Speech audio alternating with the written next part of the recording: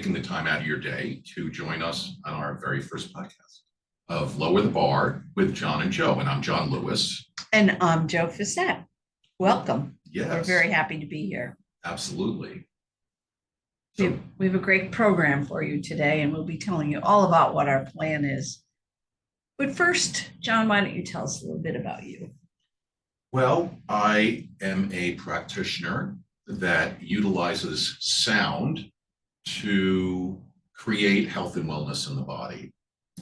It's known today as internal entrainment cellular therapy, but my modality is a little different than everybody else's because I'm able to manipulate my vocal cords to create healing frequency of 528 hertz to create stasis in the body. And what I do is I use quartz and selenite to target errant cells in the body to transmute cell structure.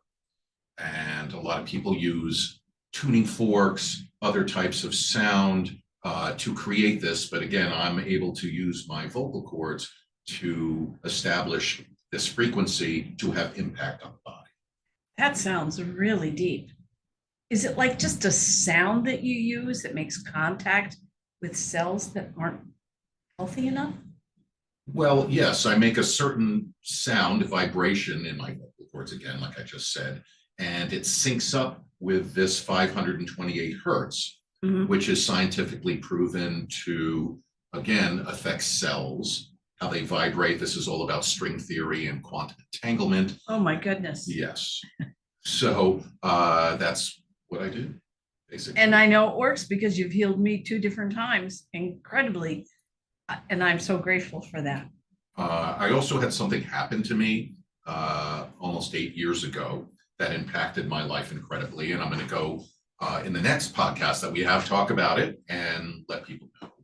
And it happened in such a way that after it happened to me, everything changed in my life. I could hear things, see things. Can you just tell us about just the first part of it, like in the car? Well, I was driving one day and had to pull over. But before that happened, I thought I was very ill. I had long-term memory, short-term memory loss, confusion, shaking, tremors, weird sensations in my body. And I thought something was really wrong with me, Joe. And one day I'm driving and I pulled over because I had this vibration in my feet. I thought, is there something wrong with my car? And I parked the car and I thought the car was running, but I turned the car off and it worked its way up my body. And the next thing I knew, I blacked out. And when I came to, something happened. I didn't feel like me in my body, but it wasn't me. Not only that, I could see better, hear better. I could feel things. The shaking stopped, all the tremors. I was remembering things were flooding in my mind, memories that I never even remembered in my entire life. I just like sharp as a tack, like instant change.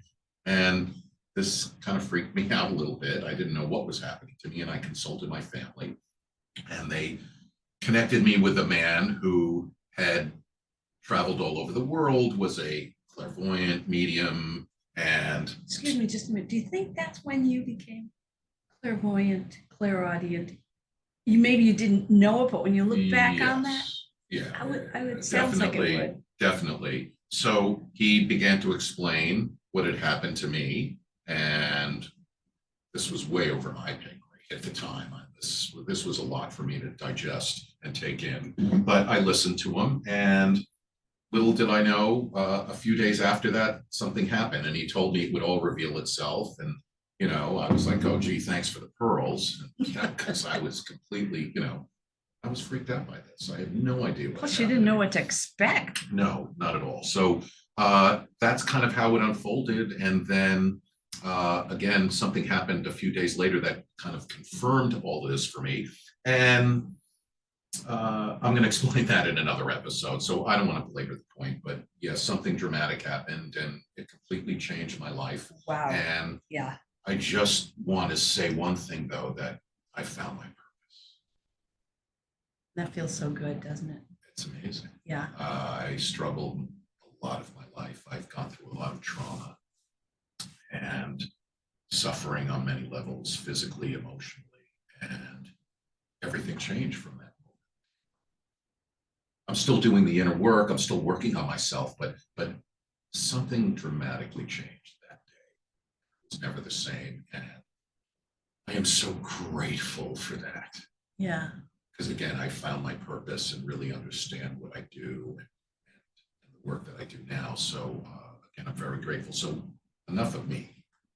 All right, let's hear a little bit about who you are. Speaking of finding your purpose, we will have a podcast that will show you how to find your purpose. I do that with a lot of my clients. I will take them to a soul space to find their purpose. Well, you want to tell our audience? Yeah, I will. No, I'm going to tell them right now. Okay. Yeah, I am a master hypnotist. I'm one of 7 board certified by the Banyan Institute in Texas. And I'm also certified by the National Guild of Hypnotists. I'm also a certified teacher, and I teach 7th path hypnosis. I do a lot of 5 path soul work, past life regression. I do a lot of things. It really doesn't matter what the subject is. If it does require a doctor's intervention, we get permission from your doctor and we work together on your goals. But that's what I do, and I love what I do. But speaking about purposes, I remember when I was 30 years, I was a teacher of emotionally disturbed girls. And it was so difficult the first 2 years. And then I really began to love it. Once I realized they weren't angry with me, they were angry with life. And they liked being in my classroom because I accepted them. Mm. Yeah, that was a hard lesson to learn, though. It took a long time. Sure. But I always thought that was my purpose, because I loved being with them so much. Well, how beautiful for them too, that you had that sort of take on them. They could open up and feel more everyone. Well, we only had 6 in a class, so you got to know every student. So at the most, I had 30 students all year long. And sometimes they would come and go. They'd be discharged because they lived where I worked. But then after 30 years, and I retired, I went with my daughter. After we traveled for a long time, my husband and I, during the year, all different places in the world. I was searching for something, but I didn't know that. And I saw a piece of paper on a wall up at a place that my daughter took me to go for a meditation. And it said, "Would you like to become a hypnotist? Spend the weekend with me and 12 other people." And I thought, what was your initial reaction? Oh, I was, so who wants to do that? Who would want to be a hypnotist? What is a hypnotist? I think I was still suffering from hypnotists. Well, there's such stigma about it. Yes. I don't think there is so much anymore, especially within the group that I work, because our techniques are the best in the world. There is no doubt about it. Because this man that I learned from, I call that my regular hypnosis degree, or whatever you want to call it. But then I met Cal Banyan from Texas, from the Banyan Center. And I learned from him everything that I thought I should have learned the first time. You know, sometimes you just think, I know there's things I don't know, but I don't know what I don't know, but I don't feel adequate. I don't feel like I know how to get somebody deep enough and be sure I'm there. I don't know. I learned all that. I heard him speak. I heard him at a national guild. I walked by a room and I heard him say, "There's nothing wrong with depression." Nothing at all. And I went, "What?" Yeah, that must have thrown. And I stood outside his room, the room he was speaking in. I said, then I heard him say, "Depression is telling you that you already passed frustration. Whatever you were doing on that first initial emotion, you're not satisfying in a healthy way." And I thought, wow, that makes sense. I think I'll go listen to him in a talk. Within 2 months, I was in his master class, flew to Texas, and the rest of the story. I have all my credentials practically are from him. Advanced classes, online classes. I became the teacher of that master class. I am the teacher of that master class. So that's my story. And I love getting up every day doing what I do. And it just so happens that John and I met each other And we have so many goals in common that, and we'll talk about that at the end, how we link up. Well, first, we just want to tell our audience a couple of things, a disclaimer that we do not claim to heal, to cure anybody on that level. What we do, On a medical level, yeah. yes, we reverse illness, disease, but we don't say we cure. Mm-mm. And I say, if you follow my instructions, I can guide you 100% to achieve your goals if you follow my instructions. And I don't mean to interrupt, but on that note, I think with what you and I do, certainly my modality and yours, there is a participation on the patient as opposed to allopathic medicine that you go to a doctor, you know, you tell them about your symptoms, they run tests on you, then they'll prescribe medications, you'll have surgeries or other procedures. It's outside yourself. In this kind of modality, you're a participant. You have to be a part of the experience, moving through whatever you're working on internally, and allow that catharsis to go on and to, again, move through it. So I think that's very important. Also, too, some of the subject matter we're going to talk about is inappropriate for kids. So it's really up to you parents to monitor that and watch your children and see what's appropriate for them. And we just want to, you know. And we'll let you always guys know. tell you at the end of our podcast what we're going to do next time. If you have any concerns, please just email us at lowerthebar@gmail.com and we will give you any information that you need. Yeah, well said. So, Joe, let's talk a little bit about our alignment and what really brought us together and what prompted us to have this podcast. Well, all right, I'll talk about it from the very beginning. One of my clients said, "You have to meet my friend." That would be moi. And I said, "Okay, someday when you're home from work and I don't have a client." So a couple of weeks later, she called me. She said, "Are you busy?" And my last client had just left. I said, "No, come on over." She just happened to live around the corner from me. So she and John came over and we talked. And I don't really remember the next time you came over without her because it seems like it was a million years ago. John and I could talk. If he came over and I didn't have a client, 3 hours later, we were saying, "What?" 3 hours went by and we talked. It felt like 5 minutes. It was, and it happens every single time we're together. We just align so well. We have the same interests and the same goals for making impact on people's lives. So one day, I don't know which one of I probably was you. We should do a podcast. This conversation should be heard by a lot of people because it's enlightening. And I said, "Yes, it's enlightening to me." So that's how it came to be. Do you have anything to add to that? Or do you want to talk about how did we come to Lower the Bar? I remember. Oh, I know, because you did a healing with me. Yes. You did a healing Yes. with me. I was working on Joe and she had a problem in her hip. She's had it for a while. Joe's an empath, by the way. Yes. We both are, but she would take on a lot of the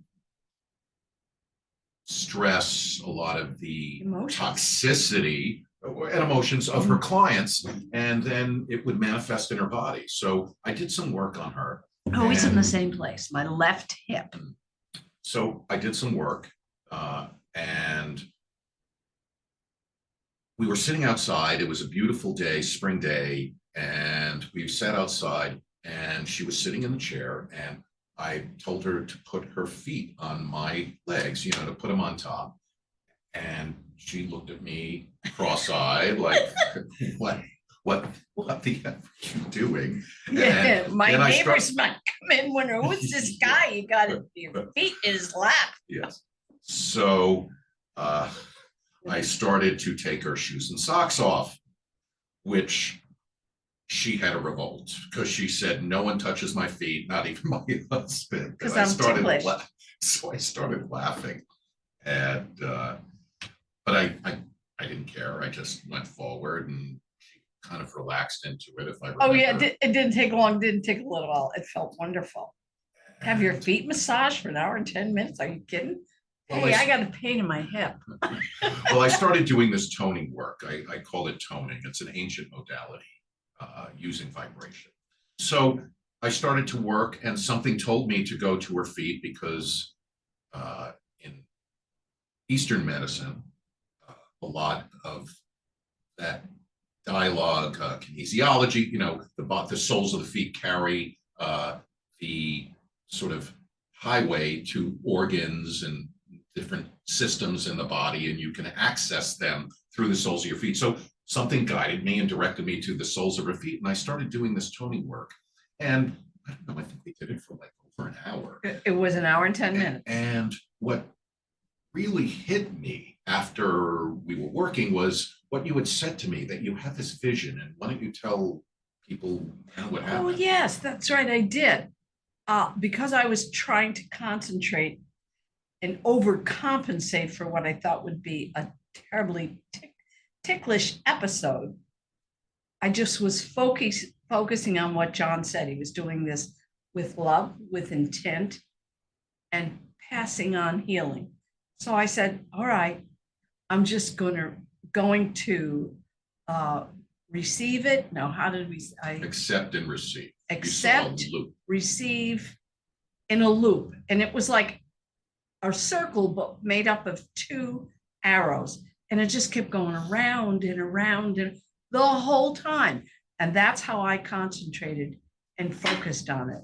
So when we got done, I'm sure you were wondering, how come you didn't laugh if I'm so ticklish, because they've been on for so long. And I told him about this loop. So you have to believe, you have to accept. That's what I did. Receive, release and release whatever it is. For me, it was release the pain, not, I suppose there were emotions behind that. So release the pain and then rejoice with gratitude. And that's exactly what I did. And then we had already talked, didn't we, about lowering the, I'm not sure. That was the conversation earlier on in the morning when we were talking about it.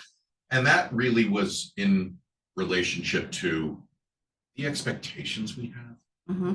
All the expectations we put on ourselves, we set the bar so high that we never meet them. And then it is an open door to, we're our own worst enemies. Well, think about why we set those so high. Right. We're used to failing. We're looking forward to failing. I think sometimes we even do it with intent, yes, knowing that we're never going to meet these expectations. So it's an we're easy, again, door open to beat ourselves up, reprimand, heap shame, guilt, whatever issues we have internally. And this is a way of understanding that narrative and lowering the expectation, and just sort of the adage of stop and smell the roses, appreciate just the little things that you can do in your life that make you feel good, and then you can move forward. Steps. Yes, exactly. Little steps. And in my practice about a year ago, I decided to do something that one of my colleagues does, and it's called the conscious buy-in. I always have goals for my client that whatever that pit in their stomach or wherever it is that they come in with, that's gone when they're done with me. But my clients also make goals for themselves. And I use the conscious buy-in with them every week. I have a sheet they fill out with their goals. I go over them so that they're worded in the present tense and they're achievable and simple. And then each week I have them put a score on it, 1 to 10, so they can see the little increments that they're gaining. And that's lower the bar. Right. Don't expect to go from 1 to 10, because you're going to be disappointed most of the time. So how about saying, hey, you've been with me 3 sessions and you're at an 8. How's that feel? Awesome. So that's where Lower the B.A.R.R.R. B-A-R-R-R came in. And it's important. We really need to understand this, because when we lower the expectations, we are not as hard on ourselves. And that's really where change begins, people, is forgiveness. And usually it's yourself for all the things you think you did or didn't do in your life. And then going inward, nurturing that little child and that's all my of that. first session. Yes, all of that inner work that we need to do, it starts there. So just let yourself be okay. It's lower the bar. Not that you don't want to set high expectations for yourself, but put that in the background. Take the little steps to get you at least on the road, or you make that little snowball and then throw it down the hill and watch it gather steam and get bigger and bigger. It's a metaphor, and for just allow yourself to be. It's short-term and long-term goals. Exactly. I work with short-term because when you achieve all the short-term, you have achieved your long-term. But that's what people have to realize, that have gratitude for the growth that you've had today. It makes a huge difference. Almost every client I work with has this issue. Now, it's different in everybody because we're all unique, just like there's not the same thumbprint in a world of 8 billion people. So even though we all share a very similar experience, it's authentic to yourself. You have your own issues, your own triggers, whatever it is to move through it. But most everybody suffers from this kind of inner dialogue. Not everybody, but a lot of us do. So I want to ask you something. This is not something we've talked about. Okay. If I were watching you on this podcast, what would prompt me to call you? I mean, they know what to call a hypnotist for. When I call you, what would I be looking for? For you to tone me? That's a good question, Joe. All right. I'm just going to say, I am given messages for you specifically. So whatever it is internally that you're struggling with, whatever it might be that you don't know or understand, I'm given a specific template for you to do the work. Where do you get these messages? That's a loaded question, Joe. No, seriously. Well, I think people want to know that. From a higher power. Yes, this is from source. Yeah. Okay. That might make a lot of people uncomfortable. It made me uncomfortable in the beginning, but it's true. Yeah. Yeah. It is true. That's a gift that you have. And yes, I think our audience needs to hear it. Yeah, but I'm not big on tooting my horn. Okay. Well, in case somebody wanted to call you, I just want them to be able to know. Yes, but I want to be very clear with our audience. It's a very specific message. We all have inner work to do. And for some reason, I'm given that information specifically for that person so they can figure out their theorem to their curriculum. We all come to do the work. So I'm given the message for them to finally figure it out. This isn't therapy. This is really empowerment. This is, if you do the inner work, just like we talked about before, something's going to happen. Change is going to happen. I know it's scary. It scared the crap out of me, but I had nothing else to lose. I just jumped right in the deep end and everything changed. And it does seem like people are searching. Sometimes they don't really know what they're searching for. First of all, empowerment. And that's what I like to give my clients too. One other thing I want to touch on that note, because you just made me think about this. A lot of times we have issues in our life that we don't understand. We can't connect them. We can be really healthy too, internally, and living a life that brings us what we need and all of that. But there are times when things come up in our life where we have a feeling, we're feeling melancholy or depressed, and we don't know why. It's completely out of the blue. There's no trigger, nothing happened to you during your day. Your grandmother didn't die, or, something like that. Something just happens and you don't know. That's cell memory. Oh, yeah. And we're going We to talk need about to- that yeah. in another broadcast. We need to do a whole emotional resonance on and that. cell memory. Mhm. And I'm just here to let you guys know that if something like that comes up for you completely out of the blue and you don't know why, that's what it Or is. where it comes from. And Yeah. we're going to teach you how to identify it and how to work with it and let it work for you so you can clear it and it doesn't impact you. And this is normally why things happen in our life that we have no understanding, or why does this keep happening? Oh, this is so messed up. Oh, Yep. God, And why do can't I get out of feel this? that way? Exactly. Well, that's the reason why, because we don't really consciously understand. You know, only 8 or 9% of our mind is conscious. The other 91 or 92% is our subconscious. So Right. it's learning to integrate that and understanding it, and then identifying it, and then purging it and let go. And then these things don't keep happening in your life. You know, you don't keep reliving it because you've moved through it. And that's really very important. What we want to offer you guys, the kind of template and the structure, so you can do this for yourself, that you don't have to struggle anymore, that you can begin to identify these feelings or emotions and then let go of them. You know, that's the whole point. And that's really, that's the biggest thing, identifying them. And this is why we did this podcast, because so many of us don't know, because we don't know what we don't know. So we just want to bring awareness, and hopefully this will have impact on you guys, and you can begin these exercises to do for yourself and see for yourself what happens. I'd like to talk a little bit about a book that everyone in my practice gets. The Secret Language of Feelings relates to 8 different feelings.